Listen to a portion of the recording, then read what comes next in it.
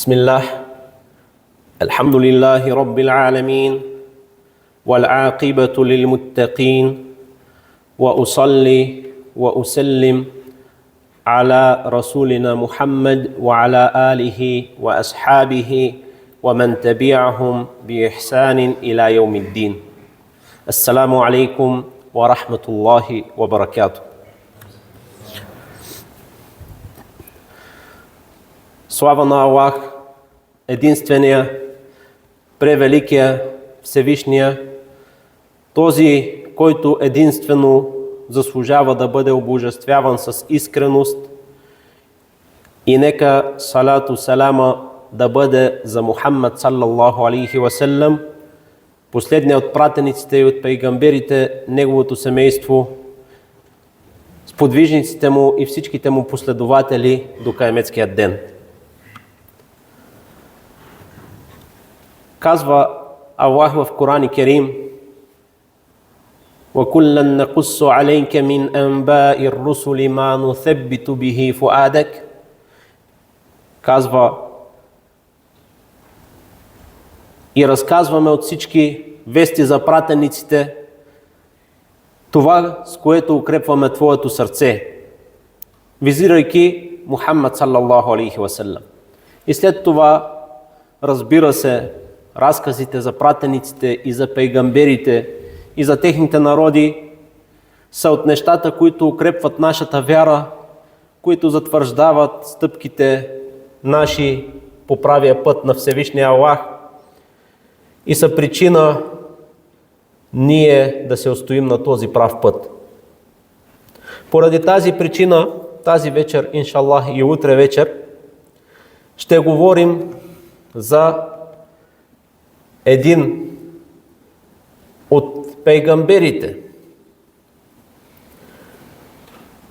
когото го наричат бащата на пейгамберите.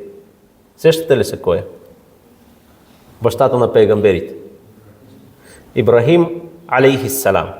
Защо го наричат така?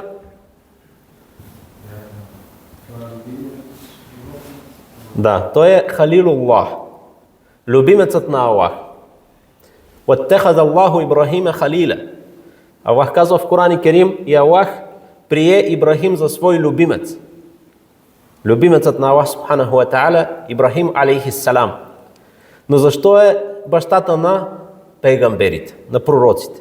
Когато ние в нашата религия говорим за пророк, тази дума по принцип има и негативно значение. Но когато ние споменем за пророк като неби, като човек, който Аллах е издигнал сред останалите хора и го е изпратил като благовестител за този, който следва правия път, и предупредител за този, който откаже да повярва, ние разбираме само доброто значение на пророк. Ибрахим алейхиссалам е такъв неби, пророк. И всички останали. Бащата на пейгамберите, защото всички пейгамбери и пратеници след Ибрахим алейхиссалам, тяхното потекло се връща към Ибрахим алейхиссалам. Всички те са от неговите двама сина. Исхак или Исмаил. Якуб е внук на Ибрахим алейхиссалам. От Исхак. Исмаил и Исхак. Казва Аллах в Коран Керим, разказвайки ни случки за Ибрахим алейхиссалам, но ние се връщаме от самото начало. Аллах преди Ибрахим алейхиссалам изпраща Салих алейхиссалам. Салих алейхиссалам, до ден днешен градовете на Салих, наричани Медаинус Салих, които са на около 400 км от град Медина в Саудитска Арабия, до град Ел-Ула, до ден днешен са запазени и има снимки на тях в интернет, може да видите. Когато Салих алейхиссалам, неговият народ, Самуд, wa ila Thamуда ахахум Салиха, и към Самуд, самудяните, техния брат Салих изпратихме, казва Аллах. Когато те се противопоставят на Аллах и Аллах ги наказва и ги изтребва, минава известно време и отново се залага съдружаването с Аллах на земята. Хората почват да се дружават, част от хората почват да служат на звездите, да обожествяват небесните тела. Друга част, както е в Бабил, в Вавилон, почват да издялват идоли отново, да се кланят на идоли и така своите богослужения, вместо да ги насочват само и единствено към Аллах, те ги насочват към други неща и така те се дружават чрез езичество с Всевишния и Пречистия Аллах. Това става причина след Салих алейхиссалам Аллах да изпрати Ибрахим алейхиссалам, бащата на пейгамберите. Ибрахим алейхиссалам, казва Аллах за него в сура Ал-Анбия: وَلَقَدْ آتَيْنَا إِبْرَاهِيمَ رُشْدَهُ مِنْ قَبْلُ وَكُنَّا بِهِ عَالِمِينَ. Казва Аллах, и още от ранна възраст ние насочихме Ибрахим по правия път. Още отпреди, от малък, Аллах е насочил Ибрахим алейхиссалам и му е внушил да следва ла илаха иллаллах и да следва правия път. Ибрахим, това име в други религии е познато като Авраам. Като Авраам. Ибрахим алейхиссалам от малък е спазвал теохида и не е служил на идолите, не е обожествявал нищо друго освен Аллах. Затова Аллах тук казва в 51-ви аят: ние още от самото начало, от ранна възраст, насочихме Ибрахим по правия път, да върви по правия път. И ние го познавахме отпреди, казва Аллах. И Аллах е всезнаещия, знае абсолютно всичко. Много пъти сме го споменавали, когато Аллах говори в Коран Керим, въпреки че е единствен под формата ние, той говори, подчертавайки своето величие. Затова няма друго божество, истинско, освен Аллах, но Аллах говори под формата на ние да подчертая своето величие и своето превъзходство над неговите творения. Така Ибрахим още от ранна възраст разбира, че трябва и му е внушено, че трябва той да служи единствено и само на Аллах. И още от ранна възраст той почва да мисли, използва своята логика, използва своя разум. И още от ранна възраст той призовава своя баща. Започва с неговия баща, който е имал идоли. Неговия баща, който е бил идолопоклонник. И Аллах разказва това в сура Мариям, 42-50 аят. إذ قال لأبيه يا أبت لم تعبد ما لا يسمع ولا يبصر ولا يغني عنك من الله شيئا ولا يغني عنك شيئا. И когато той, Ибрахим, каза на своя баща: ей, тате, ето едно поучение. Когато човек поучава, той трябва да използва фрази, които доближават от срещния до него. Ей, татенце, я ебети, умалителна форма на арабски език, която показва милост, или че Ибрахим алейхиссалам желая от сърце доброто на неговия баща. Неговия баща е идолопоклонник. Неговия баща обожествява идоли, най-големия грях. Въпреки това Ибрахим се обръща към него и казва: ей, татенце, я ебети, лима та'буду, защо ти служиш, ти правиш ибадет, защо ти обожествяваш това, което нито чува, нито вижда, нито може да ти помогне с нещо. Издялани статуи от дърво и камък. И казва: я ебети, втори път, ей, тате, инни кад джаани минал илми ма лам я'тика. При мен дойде знание, бе ми дадено знание, което не ти е дадено, не е дошло до теб. Последвай ме, за да те насоча по правия път. Тоест, Ибрахим алейхиссалам казва на баща му: ей, татенце, имам знание, което ти го нямаш, не ти е дадено. Затова си изпаднал, залитнал си, изпаднал си в погрешни убеждения, погрешни вярвания. Последвай ме, послушай ме какво ще ти кажа, за да те насоча по правия път, да ти поясня правия път да го следваш.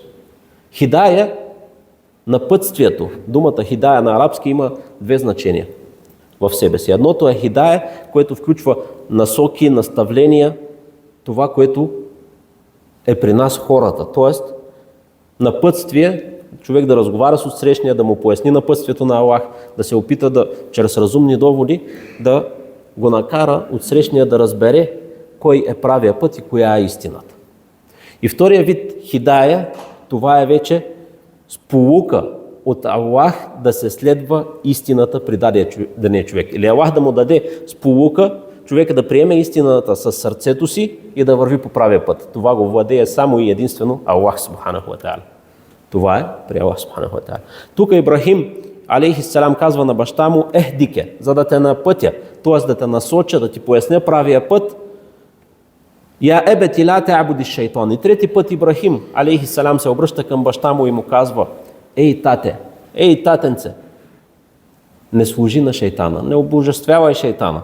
Защо? Защото този, който не обожествява и не служи на Аллах, той служи други пътища, които са пътища на шейтана.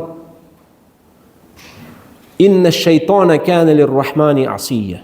И казва Ибрахим на баща му: наистина шейтана, той е непокорен пред Аллах. Шейтана не се покорява на Аллах. Я ебети инни ахафу ан ямассак. Четвърти път: ей тате, страхувам се, че може да те засегне наказание, да те застигне наказание от всемилостивия и да станеш приближен на шейтана, да станеш другар на шейтана, за това, че не служиш на Аллах. Баща му, чувайки тези думи, как отговаря на Ибрахим алейхиссалам? Казва: ерагибун енте ан алихати я Ибрахим.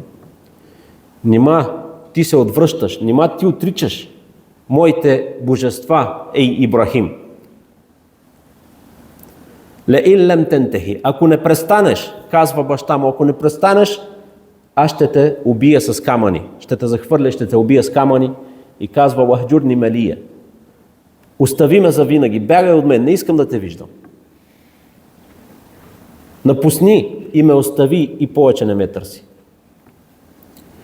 Кале саламун алейк. Ибрахим отговаря на баща му. Казва му: саламун алейк. Мир, спокойствие за теб, салам на теб. Се естегфиру лаке рабби, иннаху кане би хафия. Аз ще моля моя господар да ти опрости. Тоест, ще моля Аллах да му опрости на баща му. Иннаху кане би хафия. Той е благ към мен, казва Ибрахим. Той е благосклонен, Аллах благ. Ибрахим алейхиссалам, спазвайки своя обет към баща му, моля Аллах да му опрости, но след като Аллах пояснява на Ибрахим алейхиссалам, че вярващ не трябва да моли Аллах да опрости на съдружаващ, ако той след като съдружаващия не се покайва и отказва да последва пътя на Аллах, тогава Ибрахим алейхиссалам престава да моли Аллах да опрости на неговия баща. وَاعْتَزِلُكُمْ وَمَا تَدْعُونَ. Ибрахим още от ранна възраст казва на баща му: и аз се оттеглям изцяло, отдръпвам се изцяло от това, което вие зовете, освен Аллах. И правя дуа на Аллах, моля се на Аллах, няма да бъда разочарован от моята дуа, от моята молитва към Аллах. Ибрахим алейхиссалам го казва с убеденост. Фалемма и'тазалахум, и казва Аллах, и щом той се отдели от тях и от това, което служаха вместо на Аллах, казва Аллах, ние му дарихме Исхак и Якуб. Исхак е втория син на Ибрахим алейхиссалам, който след години чакане му бива дарен от Аллах субханаху ва та'аля. И още преди да бъде роден, Аллах го благовестява и с Якуб, който Якуб е син на Исхак, внук на Ибрахим алейхиссалам. Ва куллан джа'ална набия, и казва Аллах, и всички тях двамата ги направихме да бъдат пейгамбери, пророци. И им дарихме от нашата милост и ги направихме да бъдат прославени с голяма прослава. До ден днешен тези пророци се споменават сред хората и се изучават. Ибрахим алейхиссалам е живял първоначално в Вавилон, днешен Ирак, южно от Багдад. в Вавилон, там се е родил, там прекарва началото на живота си и още от ранна възраст, след като отправя призива към баща му, след това насочва своя призив и към неговия народ. Почва да оповестява религията на Аллах на неговия народ.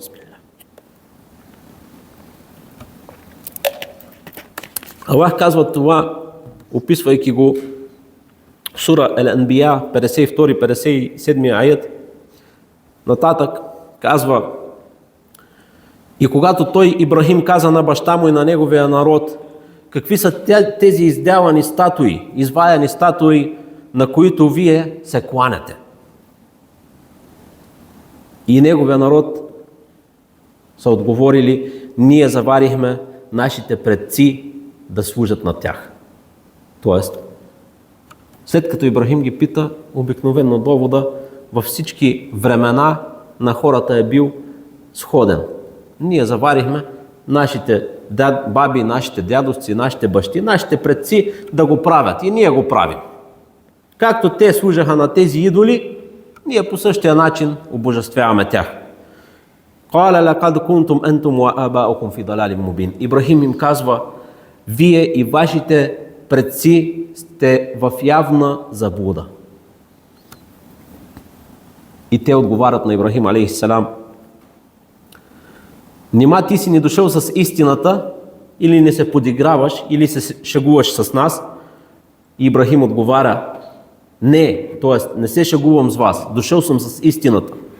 Раббукум, раббукум раббус самавати вал ард. Дошъл съм с истината. Вашия господар е господаря на небесата и на земята, който ги е сътворил. Ва ана ала заликум мина шахидин. И аз самия свидетелствам за това. И след това отправя закана към неговия народ и казва: وَتَاللَّهِ لَأَكِيدَنَّ أَسْنَامَكُمْ بَعْدَ أَنْ تُوَلُّوا مُدْبِرِينَ. Казва на неговия народ: кълна се в Аллах, аз ще се разправям с вашите идоли, след като вие си обърнете гръб и си отидете. Вижте каква смелост Аллах е заложил на това момче Ибрахим алейхиссалам. Още от ранна възраст. Каква смелост! فَتَوَلَّوْا عَنْهُ مُدْبِرِينَ. Ибрахим алейхиссалам очаква момента, в който неговия народ ще се ангажират с друго нещо, няма да има никой при идолите, и казва Аллах в сура Сафат: и те обърнаха гръб и си отидоха. Т.е. от идолите. Когато човек тръгва на някъде, обръща гръб и си тръгва, отива. فَرَاغَ إِلَىٰ آلِهَتِهِمْ فَقَالَ أَلَا تَأْكُلُونَ. Обаче Аллах му е дал разум на Ибрахим алейхиссалам и отива при идолите и казва: ма лакум ла та'кулун. Какво ви има? Няма да похапнете. Защо? Защото колили са курбан за тези идоли, носили са месото, носили са разна храна. В част от тефсирите се споменава, че може би джинове са отивали и са взимали част от тази храна, и хората, когато са видели, че част от храната липсва, или животни, са казвали: те идолите се хранят. До такава глупости спадат. Идоли, изделани от дърво и кама. И тогава Ибрахим алейхиссалам отива и казва: какво ви има, не ще ли похапнете? След това казва: ма лакум ла тантикун. Какво вие те не отговаряте, те не говорите? Фарага алейхим дарбан бил ямин. И казва Аллах: и той се наведе към тези идоли, удряйки ги с десницата си, с дясната си ръка. С една брадва, куддум на арабски, от старите брадви, които са малко по-различни от днешните, които са в нашите разбиране с по-малка дръжка, малка брадвичка отпред, извита за облена. Почва Ибрахим алейхиссалам и всички идоли ги прави на отломки, освен един от тях. فَجَعَلَهُمْ جُذَاذًا إِلَّا كَبِيرًا لَهُمْ لَعَلَّهُمْ يَرْجِعُونَ. И Аллах казва: и Ибрахим ги направи на отломки, на руини, освен най-големия от тях, за да може да се упомнят неговия народ, да може да се завърнат при Аллах, да им даде поука. قالوا من فعل هذا بآلهتنا. Отиват неговия народ, виждат идолите и веднага питат: кой направи това с нашите божества? Наистина той е огнетител. Той е огнетил нашите божества. Как може така да постъпи с тях? И част от хората казват: чухме за един младеж, младо момче, което приказва срещу тези идоли. Споменава тези идоли с лошо. Той се нарича Ибрахим. Калу фе'ту бихи. И казват от народа на Ибрахим, алейхиссалам: доведете го пред хората, пред очите на хората, т.е. да се съберат хората, да видят, да му се потърси сметка, за да свидетелстват хората за това, което ще се случи. Довеждат Ибрахим, алейхиссалам, пред хората и го питат: ти ли направи това с нашите божества? Ей, Ибрахим, той отговаря: бел фа'алаху кабирухум хада. Не. Казва нещо повече. Ето този големия идол от тях, той го направи това нещо. Фес'алухум ин кану янтикун. Ибрахим, алейхиссалам, им казва: ако могат да говорят, попитайте ги. Бе. Попитайте ги, ако могат да говорят, да ви отговорят, да кажат какво е станало. Тогава какво се случва? فَرَجَعُوا إِلَىٰ أَنفُسِهِمْ فَقَالُوا إِنَّكُمْ أَنْتُمُ الظَّالِمُونَ. И те се опомниха. Те дойдоха на себе си. Народа на Ибрахим, алейхиссалам, които са били опиянени от идолопоклонничеството, шейтана ги е подлъгал. След като Ибрахим им дава този пример, فَرَجَعُوا عَلَىٰ أَنفُسِهِمْ فَرَجَعُوا إِلَىٰ أَنفُسِهِمْ. Те се опомниха. فَقَالُوا إِنَّكُمْ أَنْتُمُ الظَّالِمُونَ. И казаха: наистина, вие сте огнетителите. Вие сте тези, които са огнетители. Не Ибрахим е огнетител. Защо? Тоест казват на себе си: вие сте огнетители. Вие сте огнетили себе си, след като не следвате истинската, правата вяра, с които са изпращани предишните пратеници и пейгамбери, и не следвате вярата, към която ви зове Ибрахим, алейхиссалам. ثُمَّ نُكِسُوا عَلَىٰ رُؤُوسِهِمْ لَقَدْ عَلِمْتَ مَا هَؤُلَاءِ يَنْطِقُونَ. Обаче минава малко време и се обръщат веднага към Ибрахим, алейхиссалам, и казват, връщайки се към неверието си, обърнаха глави назад, т.е. към неверието, казва Аллах, и казаха на Ибрахим, алейхиссалам: ти много добре знаеш, че тези идоли не могат да говорят. قَالَ أَفَتَعْبُدُونَ مِنْ دُونِ اللَّهِ. Ибрахим им отговаря: нима правите ибадет, служите вместо на Аллах на това, което нито ще ви помогне с нещо, нито може да ви навреди с нещо. Уффил лакум. Уф на самите вас и на това, на което вие служите вместо на Аллах. Нима не проумявате. Олю харрикух. И неговия народ казват, виждат, че не могат да се преборят с Ибрахим, алейхиссалам, и с неговите доводи. И казват веднага част от неговия народ: харрику, изгорете го. Изгорете го това момче. Кое е то да ни се бърка в нашите вярвания, в нашите идоли? Харрикуху вансуру алихетакум. Изгорете го и помогнете на вашите божества. Вижте, вместо божествата да помагат на тях, хората вече обръщат нещата по времето на Ибрахим, алейхиссалам, и казват: помогнете на вашите божества.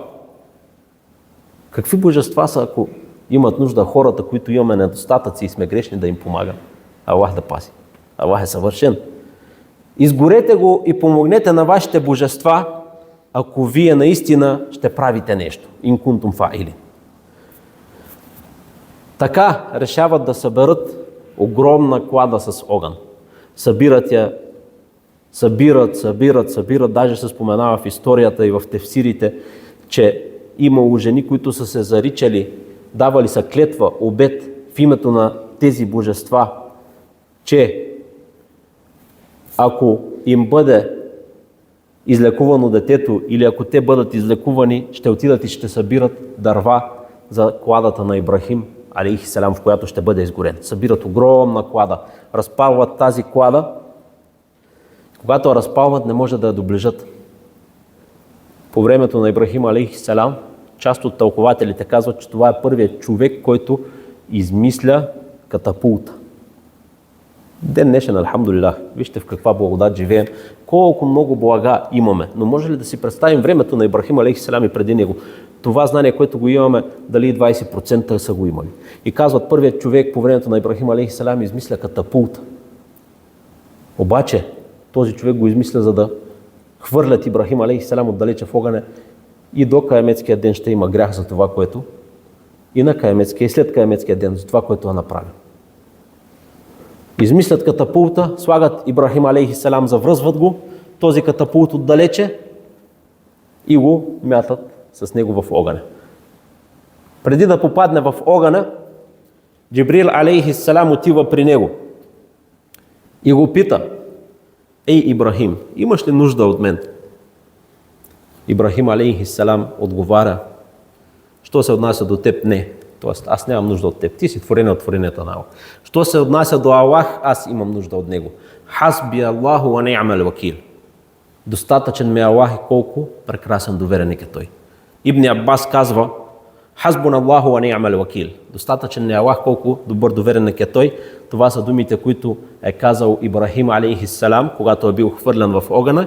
И това са думите, които каза пратеника саллаллаху алейхи васеллям, когато хората се насъбраха срещу него и когато казаха: инна наса кад джамa'у лакум, хората се насъбраха за вас, страхувайте се от тях, и това им надбави вяра, и те казаха: хасбун Аллаху ва ни'мал вакил. Достатъчен е Аллах, колко прекрасен довереник е той. Сура Али Имран, 173 аят. Който иска, може да види тази дуа. Сура Али Имран, 173 аят. Хасбун Аллаху ва ни'мал вакил. Когато изпадне в тежка ситуация, казвайки тези думи с убеденост и искреност в Аллах, това е причина Аллах да му помогне дори да е след време. Така Ибрахим алейхиссалам попада в огъня. Бисмилlah. И едно от чудесата, с които го дарява Аллах, е да го избави от този огън. Кулна я нару куни бардан ва саламан ала Ибрахим. И Аллах казва на огъня, и ние казахме: ей, огън, бъди студен, прохладен и приветлив за Ибрахим. Учените от тук казват няколко неща. Казват студен. Ако Аллах не е казал и приветлив, е можел огъня да убие Ибрахим алейхиссалам от студенина. Затова казва студен и приветлив. Тоест, студ, която е умерена, огънът да загуби своите качества за Ибрахим алейхиссалам, които Аллах му е дал, да излъчва топлина, и този студ да е подходящ, Ибрахим алейхиссалам да не му се навреди с нищо, да е прохладен и приветлив. И след това казват аля Ибрахим, за Ибрахим, само за Ибрахим. Казват, защото Аллах, ако каже на огъня бъди прохладен и приветлив, той ще стане такъв за всички хора и хората няма да могат да го ползват, за да се топлят, няма да може да го ползваме, за да се топлим с него. Затова Аллах казва за Ибрахим, само за Ибрахим. فَأَرَادُوا بِهِ كَيْدًا فَجَعَلْنَاهُمُ الْأَخْسَرِينَ. И те искаха да го убият, те замисляха замисъл как да се оттърват от него. فَجَعَلْنَاهُمُ الْأَخْسَرِينَ. И Аллах казва, и ние ги направихме да бъдат от губещите, народа на Ибрахим алейхиссалам. وَنَجَّيْنَاهُ وَلُوطًا. И казва Аллах, и ние го спасихме, него, Ибрахим алейхиссалам. И Лут е един от пейгамберите също, който е племенник на Ибрахим алейхиссалам.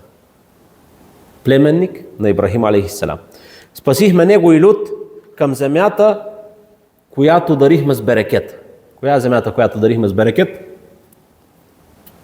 Сещате ли се? Там, където е Месджид Акса. Палестина. Там, където ще бъде спуснат Иса алейхиссалам, там, където ще бъде убит Даджал от Иса алейхиссалам. Към земята, на която спуснахме берекет, направихме да е берекет, за световете. وَوَهَبْنَا لَهُ إِسْحَاقَ وَيَعْقُوبَ نَافِلَةً. И казва Аллах, отново потвърждавайки, че му е дарил Исхак, казва и го дарихме с Исхак и след това, и освен това с Якуб, внука му Якуб, т.е. при живе Ибрахим алейхиссалам ще види неговия внук Якуб алейхиссалам. وَكُلًّا جَعَلْنَا صَالِحِينَ. Ибрахим алейхиссалам, и казва Аллах, и всички и тях двамата ги направихме да бъдат от праведните. Ибрахим алейхиссалам попада в огъня, обаче Аллах прави така, че хората да видят, че Ибрахим алейхиссалам огъня не го гори. И те виждат това нещо и се очудват. Бащата на Ибрахим, въпреки че не е повярвал изобщо, даже след това чудо, той казва, виждайки как огъня не гори неговия син Ибрахим алейхиссалам, ни'ма раббука я Ибрахим. Казва, колко прекрасен Господ е твоя Господ, ей Ибрахим. Но въпреки това отказва да повярва.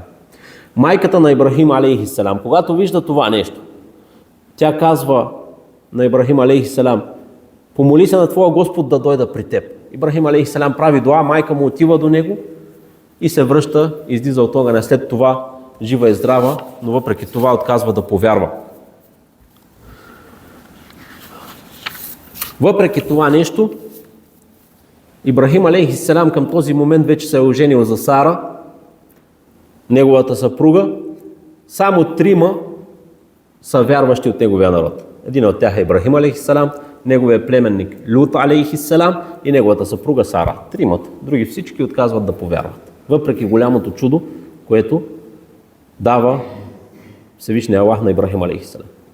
Ибрахим алейхиссалам след това нещо, след известно време призовава неговия народ, но след тази случка той напуска Вавилон от Ирак и се преселва към Палестина. Отива в Палестина с Лут алейхиссалам и с неговата съпруга. След като отива в Палестина, т.е. преди да иде в Палестина,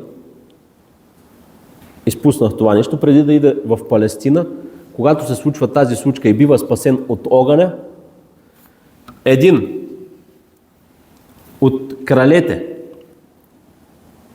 Немруд, той казва, доведете ми Ибрахим, искал да спори с него. Казват част от тълкователите, той е първият човек от Адам алейхиссалам, който е претендирал за това, че той е Бог, че той е Господ. Този Немруд, Ибн Канаан. Елен тера илеллази хаджа Ибрахима фи раббих ан атаху Аллаху л-мулк. Аллах разказва това в сура Ал-Бакара, 258 аят. Не видя ли ти онзи, който спореше с Ибрахим заради това, че Аллах му е дал власт? Този човек Немруд, Аллах му е дал Нимрод на български, нали? Аллах му е дал власт голяма по времето на Ибрахим алейхиссалам в Вавилон. Дал му е голяма власт, обаче това нещо, както казва Аллах, го е направил този човек да се възгордее много силно. Да се помисли, че е голямата работа. Че едва ли не е Бог и Господ. Не видя ли ти онзи, който спореше с Ибрахим за това, че Аллах му е дал власт? Из кале Ибрахиму рабби аллази юхйи ва юмит. Ибрахим отива при него и му казва, моят Господ е този, който дава живота и отнема живота, който съживява и който умъртвява. Кале ана ухйи ва умит. Немруд казва, и аз съживявам, и аз умъртвявам, и аз давам живот, и аз отнемам живота. Казва, доведете ми 2 затворника. Един е осъден на смърт, смъртно наказание е имал. Казва, ти си помилван, съживявам те. Казва, доведете ми друг, който не е осъден на смърт. Водят му друг, казва, отсичат му главата, казва, ето, аз умъртвявам. Ибрахим алейхиссалам, Аллах му е дал мъдрост. И веднага на момента той знае какво да каже. И казва Аллах в Коран Карим, قال إبراهيم فإن الله يأتي بالشمس من المشرق فأتي بها من المغرب. И Ибрахим каза, т.е. на Немруд, Аллах прави така, че слънцето изгрява от изток. Аллах докарва слънцето от изток. Фети биха мин ал-Магриб. Докарай слънцето от запад. Нали твърдиш, че си Бог? Нали твърдиш, че съживяваш, че омъртвяваш? Нали спориш? Нали си готов за конфронтация? Направи така, че слънцето да изгрее от запад. Фабухите леви кефър, и Аллах казва, и беше поразен, беше слисан този, който не вярваше. Баллаху ла яхдил каума залимин. И Аллах не напътства хората огнетители. След това, след тази случка, Ибрахим алейхиссалам, както споменах, заедно с неговия племенник Лут алейхиссалам и неговата съпруга Сара се преселват към Палестина. Фаамана лаху Лут, и казва Аллах, и му повярва Лут, т.е. повярвал е в Ибрахим алейхиссалам, че той е пратеник, изпратен от Аллах субханаху ва та'аля, и заедно с него е повярвал и неговия племенник Лут. Вакале инни мухаджирун иля рабби. И каза Ибрахим, аз се преселвам към моя Господ, т.е. към земя, където да спазвам спокойно моята вяра, към земя, където да служа на моя Господ. Иннаху хуал азизул хаким. Наистина той е превеликия, премъдрия. Ва вахабна лаху Исхака ва Якуб. И Аллах пак казва тук, и ние му дарихме Исхак и Якуб на Ибрахим алейхиссалам.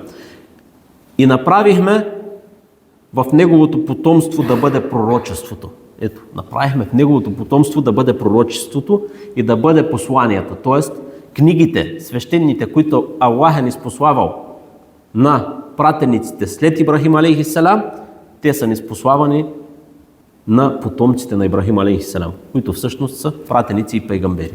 След Ибрахим алейхиссалам от неговото потекло. И казва Аллах, ва атейнаху еджраху фид дуния. И ние му дадохме на Ибрахим неговата награда на дунията. Семейство, деца, въпреки изпитанието, което претърпява, както ще споменем по-нататък. Дал му съпруга красива, дал му възможности на дунията.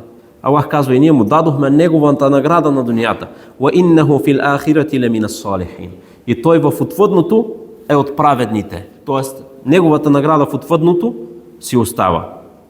И Аллах казва в Коран и Керим, подтиквайте кини, когато някой не може да спазва религията си някъде, когато има проблеми, да се пресели на друго място заради Аллах, както е примера с Ибрахим алейхиссалам, с пратеника саллаллаху алейхи вассалам и така нататък, както е примера бил с част от нашите предци в тежките години, които са били съвсем скоро по нашите земи, са преселвали се към Турция, за да може да спазват своята вяра.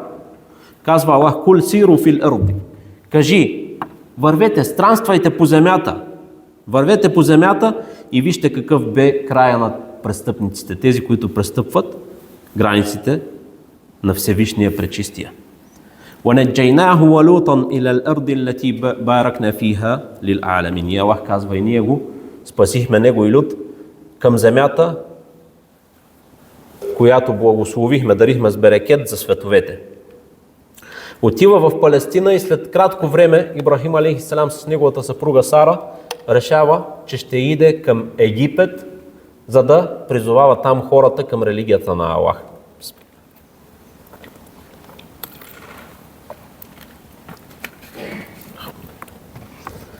Отива към Египет, обаче когато Ибрахим и Сара отиват към Египет, нямало друг вярващ в Аллах, освен тях двамата.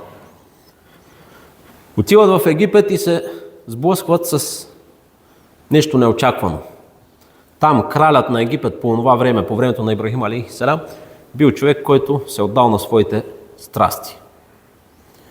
И винаги, когато чуел за някаква жена, съпругата на еди кой си, той искал да се възползва от нея.